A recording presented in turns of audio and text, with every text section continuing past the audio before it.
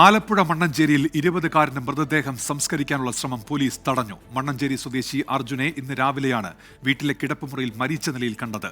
വീട്ടുകാർ ചിതയൊരുക്കി സംസ്കാരം നടത്താൻ ശ്രമിക്കുന്നതിനിടെ പോലീസ് എത്തി തടയുകയായിരുന്നു. മനീഷ് മഹിപാൽ ആലപ്പുഴയിൽ നിന്ന് ചേരുന്നു. മനീഷ്, എങ്ങനെയാണ് ഈ 20-കാരൻ മരിച്ചത് എന്നതിൽ വ്യക്തത വന്നിട്ടുണ്ടോ? എന്തൊക്കെയാണ് വിവരങ്ങൾ മനീഷ്?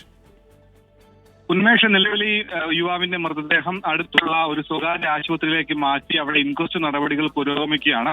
നിലവിൽ പോലീസ് പറയുന്നത് ഇയാൾ കിടപ്പുമുറിയിൽ അല്ല മരിച്ചതിൽ കണ്ടെത്തിയിട്ടുള്ളത്, വീട്ടിൽ തൂങ്ങി മരിച്ചതിൽ കണ്ടെത്തി എന്നാണ് മറ്റുള്ള ആളുകൾ പറയുന്നത്.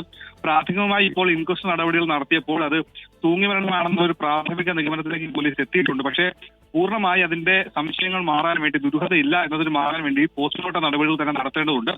അതുകൊണ്ട് തന്നെ നിലവിൽ പോസ്റ്റ്മോർട്ടം നടപടികൾ ഈ വണ്ടാനം മെഡിക്കൽ കോളേജിൽ നടക്കും. അങ്ങനെ പോസ്റ്റ്മോർട്ടത്തിനായി വണ്ടാനം മെഡിക്കൽ കോളേജിലേക്ക് ബോഡി മാറ്റും.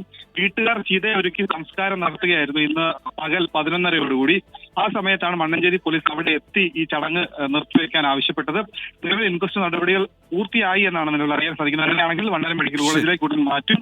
അപ്പോഴാണ് നമുക്ക് എന്താണ് മരണ കാരണമെന്ന് സ്ഥിരീകരണം ഉണ്ടാവുക. ഉന്മേഷ്. മനീഷ് മഹിപാലാണ് ആലപ്പുഴയിൽ നിന്ന് വിവരങ്ങൾ നൽകിയത്.